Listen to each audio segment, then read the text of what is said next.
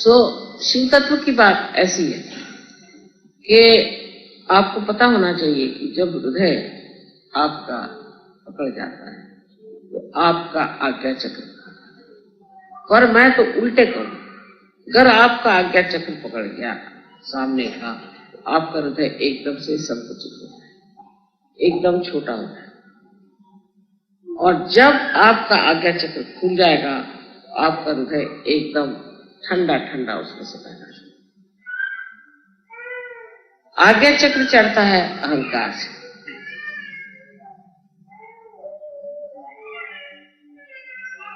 क्योंकि आप इस राजधानी में रहते हैं और सब घोड़े पे सवार लोग हैं।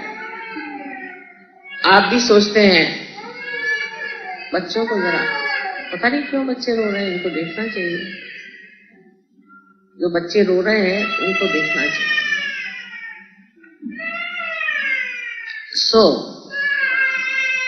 दिल्ली शहर में मेरी जब शादी होके आई तो मुझे लगा कि ये कोई अजीब दुनिया है। यहाँ लोग चलते तो जमीन पर है पर गर्दन उनकी ऊपर ही चलती है, और आप जब तक कूद के उनसे बात नहीं करिए उनको कुछ समझ में नहीं आए। एक अजीब अहंकार की दुनिया। जब उस टाइम में जब देखा, जबकि मैं बहुत छोटी और भोली सी थी, मुझे हंसी आती थी कि ये सब पागल लोग जा कहाँ रहे, सीधे जमुना जा रहे हैं, किसी घाट पे जा रहे हैं, कुछ समझ में नहीं आता। तो मैं देखा करती थी और मुझे बड़ा आश्चर्य, सबकी गर्दन यहां से उठकर 6 फुट चलती। और इसका कारण ये कि अहंकार, इतना अहंकार। एक चपरासी भी बीवी घर में आए तो वो शनील के सूट पहन करके लिपस्टिक लगा करके पहुंची घर में। मैंने सोचा कोई मेमसा भी होगी, नाखून रंगाए हुए, लिपस्टिक लगाए हुए, चूड़ियां पहनी हुई, बिल्कुल फैशनेबल। और मैं तो उसके सामने बिल्कुल ही गांव की औरत लग रही थी। तो मैंने सोचा कोई मेम साहब होगी, तो मैंने उससे कहा चाहिए, उनको सोफे पे बिठा दिया। तो बैठे ना, मैंने कहा आप बैठिए बैठिए। मैं कैसे बैठ सकूं? क्यों आप बैठिए, आप हैं कौन? मैं आपके चपरासी की बीवी।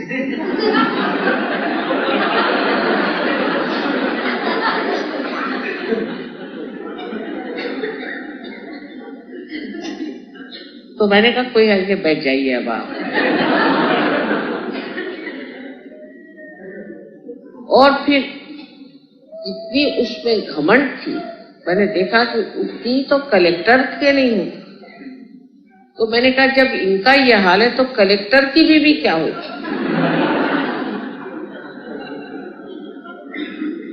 और इस कदर अहंकार और झूठ और इतनी कृत्रिम जिंदगी की मैं तो नागपुर से आई थी, मुझे तो लगा कि ये है दुनिया, कैसी दुनिया है, इसमें कुछ समझ ही नहीं आ रहा। अजीब अजीब से अनुभव आने लगे। जैसे हमारे पति आए तो वो शास्त्री जी के साथ थे। समझ ऐसा दुनिया में तो बड़ी भारी नौकरी, मुझे तो समझ में नहीं आता इसमें क्या बड़ा भारत बना। तो एक हमारी सहेली हमें मिली, वो हमारे कॉलेज में पढ़ती थी, वो तो हमसे बात ही नहीं करे। तो मैंने कहा कि भाई नमस्ते नमस्ते कर, तुम कहाँ रहती हो? तो तब हमें एक मीना बाग में एक जगह मिली। पहले मीना बाग में रहती हो? हमारे पति क्या करते हैं? अरे कुछ करते ही हैं, सरकारी नौकरी है, ऐसा भी क्या तो आफ्टर ऑल ये मीना बाग में तुम रहती हो, किससे शादी कर ली तुम?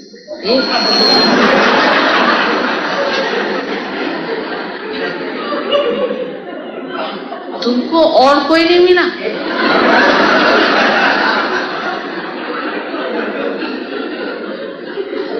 मैं कभी, मेरे पति तो बहुत अच्छे आदमी है, बहुत अच्छे। अरे उसको क्या चाटना है, तो क्या मीना बाग में रहती? मैंने सोचा कि इसको सारी दुनिया में कौन कहाँ रहता है, किसकी क्या पोजीशन है, उसको सब पाठ या कहाँ रहते हैं। तो तुम कहाँ रहती? तो कल मैं तो वहां रहती हूँ राउजा में। मैं कहा वो कहा, वो पुल के पास। तो दूर होगा ना जरा यहाँ से। अरे तो क्या मेरे पास पेपर है, उसमें क्या है, कहीं भी हो, रहते तो शान से मेरा पति तो ये है, मेरा पति। पहले तो मेरे यही नहीं में समझ में आता था कि एडिशनल, अंडर, ये सारे प्रीपोजिशंस का क्या मतलब है। मेरे हस्बैंड से मैं पूछती थी कि एडिशनल और अंडर में क्या फर्क है। वो कहने लगे वैसे तो तुम्हारे पास बहुत ज्यादा अकल है, लेकिन तुम 3 पत्ती नहीं खेल सकती, उसमें तुम्हें याद नहीं रहता कौन सी चीज हायर लोअर है, और ये तुम्हें ब्यूरोक्रेसी याद ही नहीं है। तो मैंने कहा साहब मुझे समझ में नहीं आता है कि सारे प्रीपोजिशंस हैं, उसमें ऊपर नीचे क्या होता है।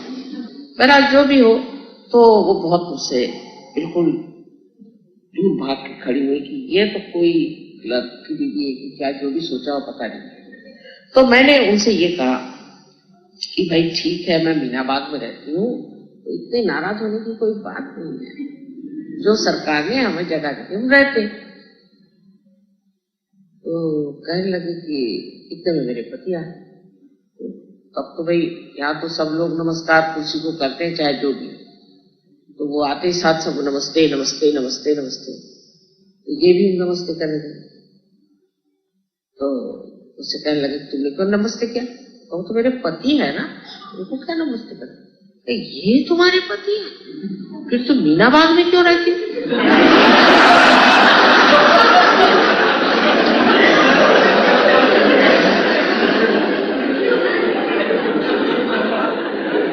तो जैसे कि कोई वो एरवड़ा का जेल है कि क्या मीनाबाग में।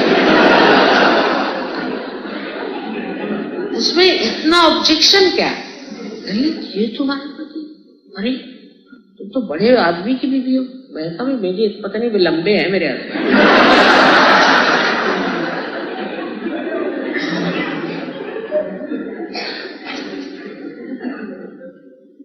तो कहने तुम तो मेरी गंवार, तुमको तो वो फलानी जगह में कोठी मांगनी चाहिए। मैंने कहा काहे के लिए? तो कहले वाह इतने बड़े आदमी हैं, तो क्या तुमको बड़ी कोठी नहीं चाहिए? तो भाई मुझे तो छोटा ही घर अच्छा लगता है, क्योंकि सफाई वफाई करे मुश्किल जाती है।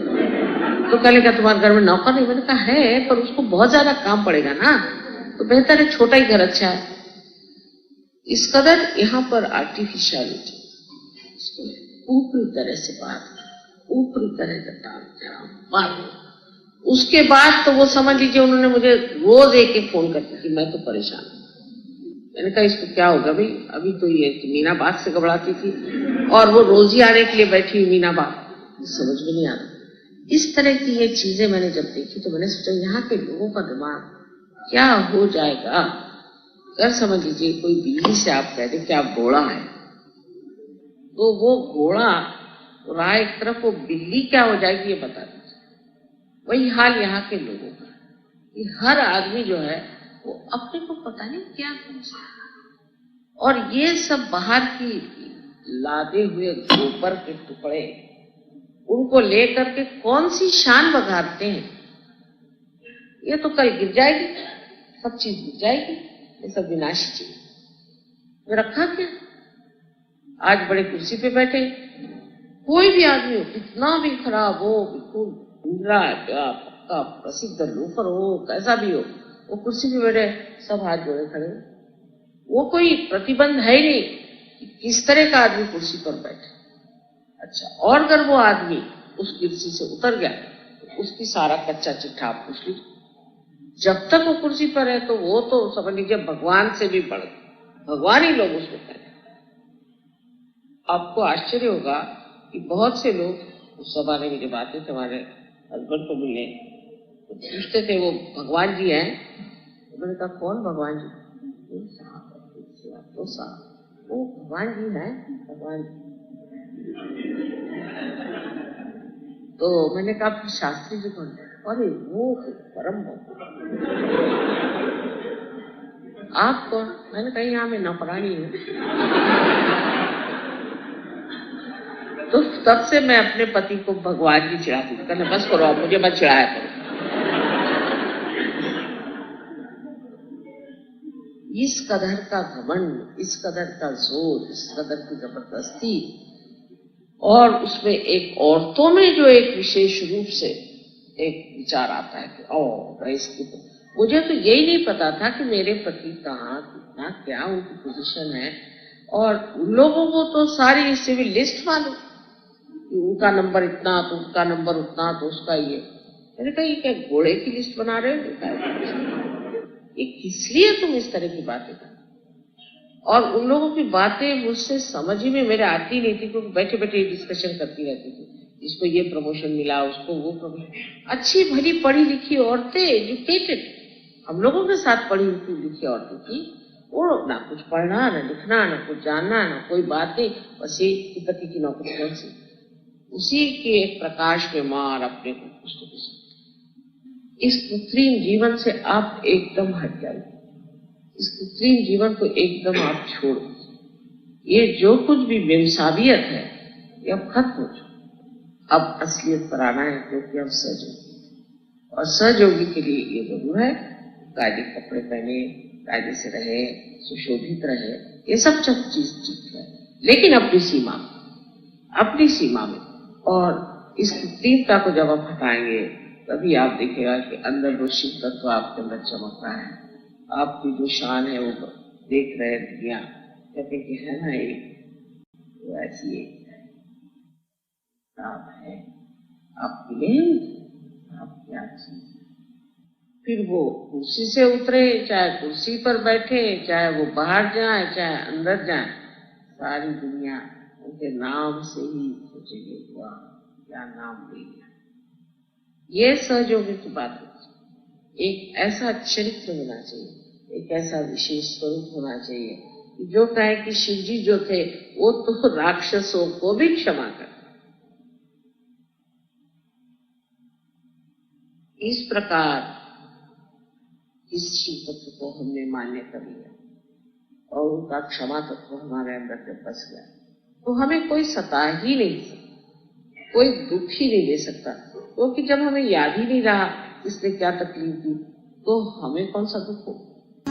सत्य का तो एक रूप है, वो है श्री मां के चरण। सत्य का तो एक रूप है, वो है श्री मां के चरण। छोड़ के बाकी आओ मिलकर पूजे उनके चरण कमल। सहजी सहज बढ़ाए जा, सहजी सहज बढ़ाए जा, सहजी सहज बढ़ाए जा, सहजी सहज बढ़ाए जा। श्री मां से तू आशीष लेकर